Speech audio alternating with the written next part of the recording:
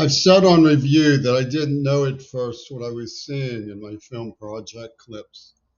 And at times I've tried to capture reconstruction of the library research and investigative adventures all this involved.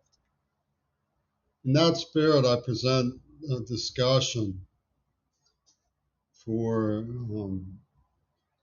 review of the film project archives in the context of 2026. Yesterday, I raised the question of how did Václav Havel, who believed in moral sensibility and obligation of people in power, give rise to pave the way for Donald Trump, as you call him. We've come to recognize that the Democratic leadership is a slippery slope to participation in the ruling class. It's a Faustian bargain.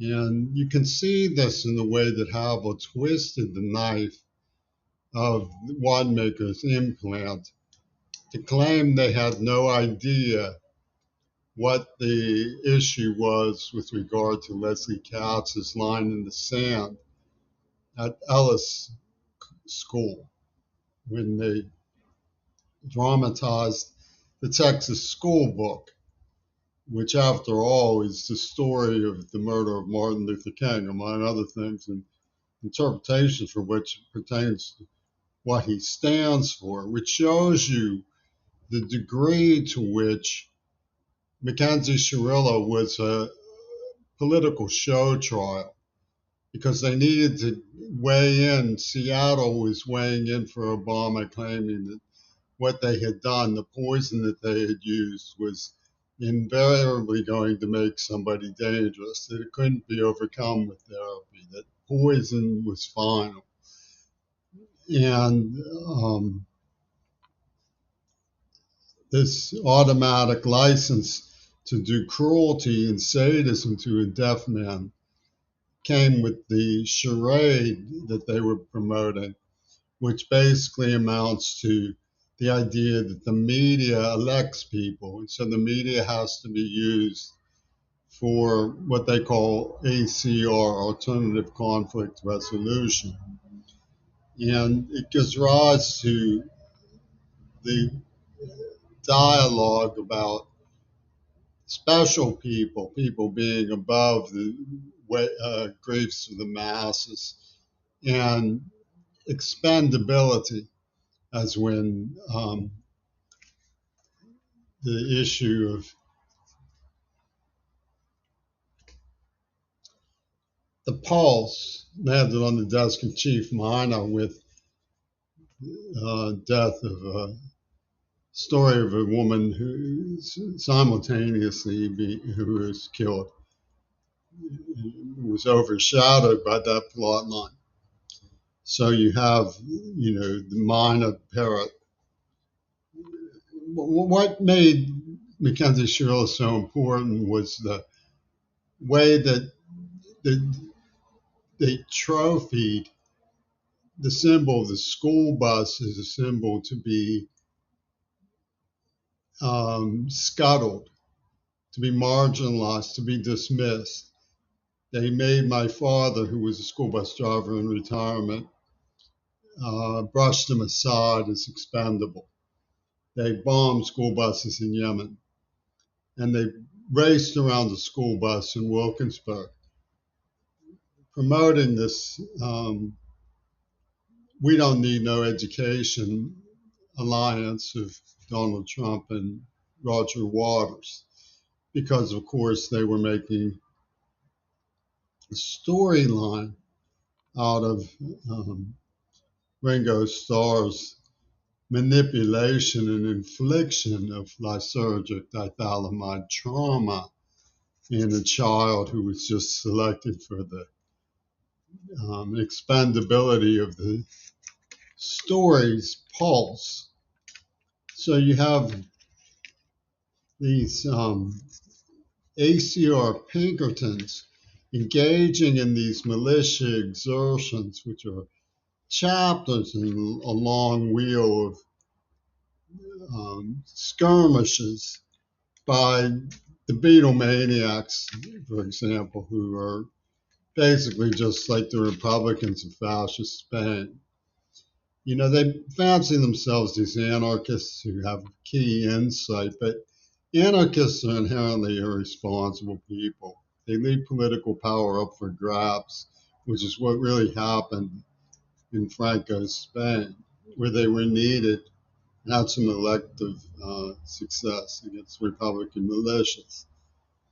So what we see is militia exertions come from market forces arising from a wizard war of histrionics in support of Noam Chomsky and Václav Havel's um, weird ideas about sexual psychology and what was, to say the least, a live stream false consciousness. I want to show you an image of, does not look like Jennifer Rubin. This is from the Cinema Guild, responsible for the semiotic system that I go into. Now, what was going on in Pittsburgh was that Cyril Wecht was advising Oliver Stone, and Jack Nicholson showed up at the Software Engineering Institute filming Hoffa, which is where Vicky Finari lived. In her building, he had a plaque, "We do not dedicate beyond this line to the public." And she was close with Leslie Katz, so they had very vigorous ideas about the line in the sand. Jennifer Rubin, by the way, was in my class when we would sing Tum Balalaika, which says laugh and be gay with great sadness, like Balakian sorrows of Armenia. So these grief sellers, they had a feeding frenzy for these market forces of histrionics at Pittsburgh filmmakers. Claire said that, you know, someone like Jimmy Quirball had groped her. They didn't bother with the details of the way that I was always the one being seduced. So, but they took me to settings like Burgettstown, which is a combination of Burston and Getty. So you have these strange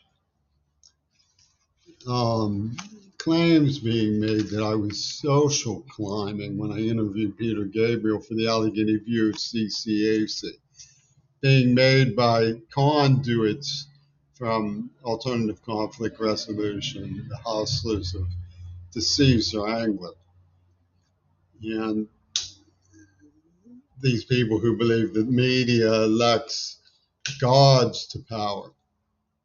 And so they are very excitable about the wizard war of imagery. And they get into these militia um, escapades. So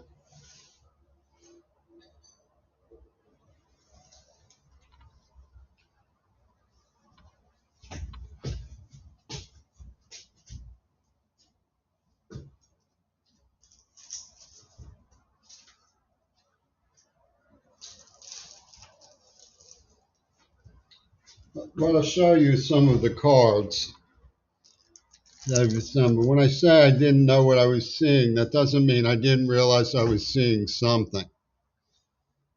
And the wizard war hysteria emerges from the live stream false consciousness that Havel was promoting, that led to the live stream genocide, by the way.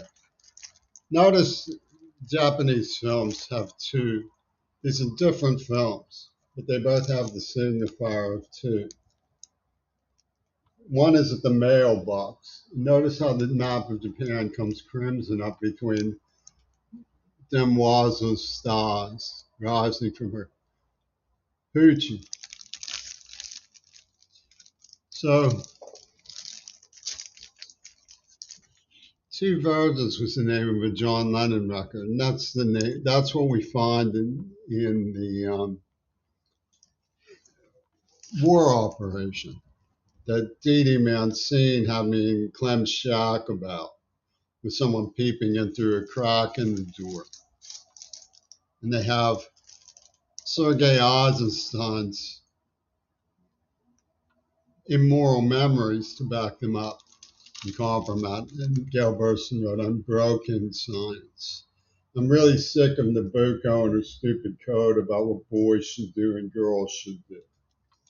Nabucco was the star of Children of Hiroshima. So when you go through these images, they start to fall into place. And you discover that they were promoting a war game over Midori Goto as a symbol, sort of a World Cup, Pussy Ball World Cup. And Gail Burstyn, who authored the script, appears on the cover of Robert Fripp's God Save the Queen in 1979. She also appears in Seattle Center playing the violin. So it's clear that Seattle had an espionage motive regarding their complicity in genocides to give them an incentive to set upon Mackenzie Shirilla.